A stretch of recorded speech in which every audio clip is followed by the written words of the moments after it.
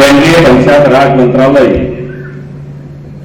तथा राज्य सरकारना संयुक्त उपक्रमे आयोजित स्वामित्व योजनाना लाभार्थीओना कार्ड वितरण कार्यक्रममां आपणी सौनी साथे थोड़ी ज वखतमां आपणा वडाप्रधान श्री वर्च्युअल माध्यमथी जोडावाना छे। आपणे एमनुं मार्गदर्शन मळवानुं छे। पण आपणी सौनी साथे मंच पर उपस्थित राज्यना सन्मान्य राज्यपाल महोदय श्री आचार्य देवव्रतजी, भारतीय जनता पार्टीना यशस्वी अध्यक्ष अने केंद्रीय मंत्री श्री जेपी नड्डाजी, मेयर श्रीमती प्रतिभाबेन जैन, सांसद श्री हर्षभाई पटेल, श्री दिनेशभाई मकवाणा, राज्यसभाना सांसद श्री नरहरिभाई अमीर, मारा साथी धारासभ्य अने शहरना अध्यक्ष श्री अमितभाई शाह, धारासभ्य श्री जितेन्द्रभाई पटेल, श्री हर्षदभाई पटेल, श्री बाबूसिंह जाधव, श्री हसमुखभाई पटेल, श्री कौशिकभाई जैन, जिल्लाना अध्यक्ष श्री हर्षदगिरी गोसाई, अधिक मुख्य सचिव श्रीमती जयंती रविजी, सौ सचिवश्रीओ, कलेक्टरश्री, डीडीओश्री, चूंटायेला जनप्रतिनिधि, संगठनना पदाधिकारी, वर्च्युअल माध्यमथी जोड़ायेला मारा साथी मंत्रीश्रीओ, सांसदश्रीओ, धारासभ्यश्रीओ, सौ लाभार्थीओ, प्रेस मीडियाना मित्रों, सौने मारा नमस्कार। विश्वना सर्वाधिक लोकप्रिय नेता અને યશસ્વી વડાપ્રધાન શ્રી નરેન્દ્રભાઈ મોદીએ હર હંમેશ ગરીબ અને ગ્રામીણ લોકોના કલ્યાણની અને એમના હિતની ચિંતા કરી છે। તેમના નેતૃત્વમાં સરકારની તમામ યોજનાઓમાં ગરીબ, ગ્રામીણ, વંચિત અને છેવાડાનો માનવી કેન્દ્ર સ્થાને હોય છે। આપણે વર્ષોથી સાંભળતા આવ્યા છે કે ભારતનો આત્મા ગામડાઓમાં વસેલો છે। ગામડાઓમાં ખાસ તો જમીન મિલકતના વિવાદો, झगड़ाओथी समरसतानुं वातावरण अत्यार सुधी दोहरातुं हतुं। आदरणीय श्री नरेन्द्रभाई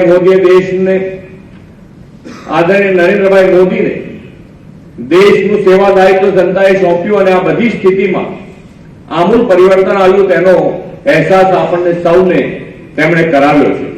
વડાપ્રધાનશ્રીએ પારદર્શિતા સાથે ટેકનોલોજીનો પણ ઉપયોગ જનહિતના કામો અને લોકોની સમસ્યા નિવારવામાં કરવાની શરૂઆત કરી। एना परिणाम स्वरूपे देश ने स्वामित्व योजना मळी छे।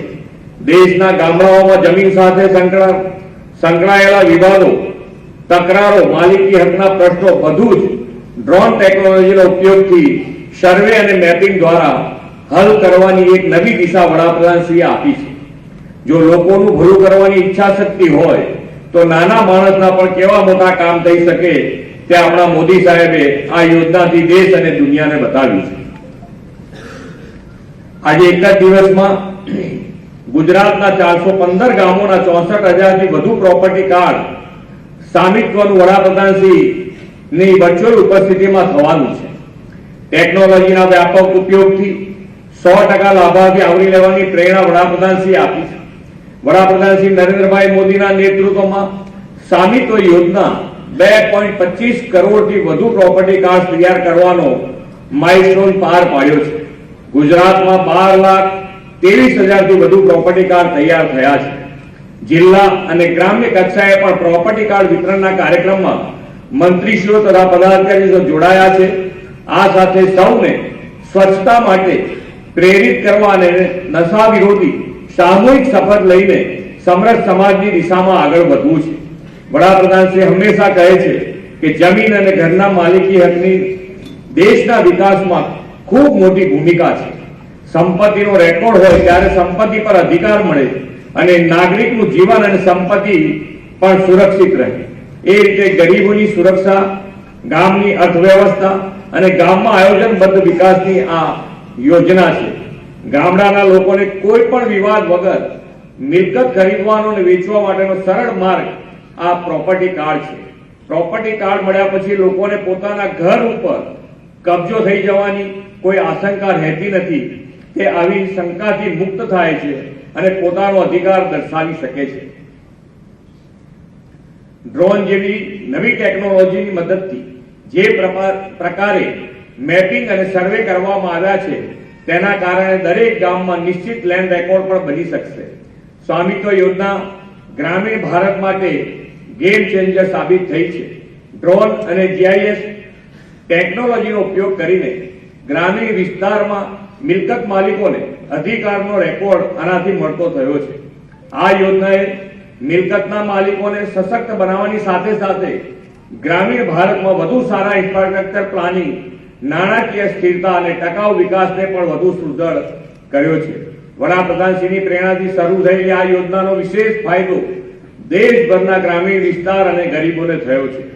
સચોટ પ્રોપર્ટી મેપિંગથી મિલકતના વિવાદમાં નોંધપાત્ર ઘટાડો થયો છે. એટલું જ નહીં, મિલકતોની કાનૂની માલિકીથી મહિલાઓને ઉન્નત નાણાકીય અને સામાજિક સુરક્ષા આપવાનું મહિલા સશક્તિકરણનું વડાપ્રધાનશ્રીનું વિઝન પણ સાકાર થયું છે. મોદી સાહેબે 2047માં વિકસિત ભારતનો સંકલ્પ કર્યો છે. એમાં આપણે સમાજના દરેક વર્ગને ઇઝ ઓફ લિવિંગ પૂરું પાડીને ગુજરાતના વિકાસથી ભારતના વિકાસનો સંકલ્પ રાખ્યો છે. આજે મળેલા પ્રોપર્ટી કાર્ડથી ગરીબ ગ્રામીણ નાગરિકોને સાચું સ્વામિત્વ અને આત્મનિર્ભરતા મળશે એવા વિશ્વાસ સાથે વિરમું છું. ભારત માતા કી જય. વંદે માતરમ. જય જય ગરવી ગુજરાત. ખૂબ ખૂબ આભાર માનનીય મુખ્યમંત્રી શ્રી, આપના પ્રેરણાદાયી ઉદબોધન માટે.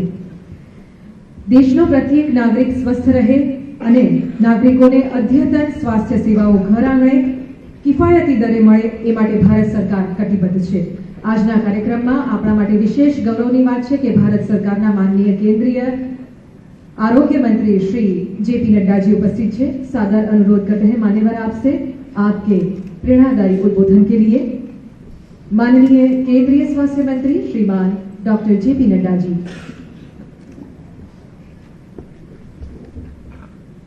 आज के इस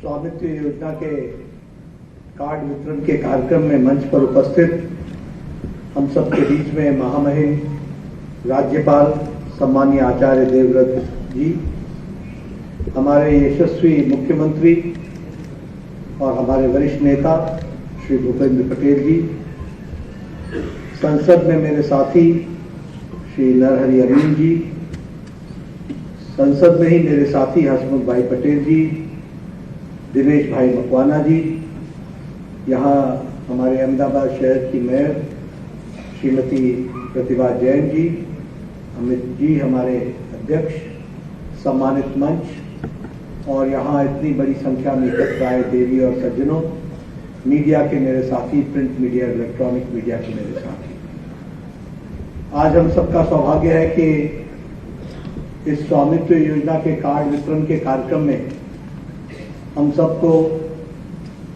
हमारे भारत के यशस्वी प्रधानमंत्री श्री नरेंद्र मोदी जी का मार्गदर्शन मिलने वाला है और हम सब लोग आतुर होकर के उनके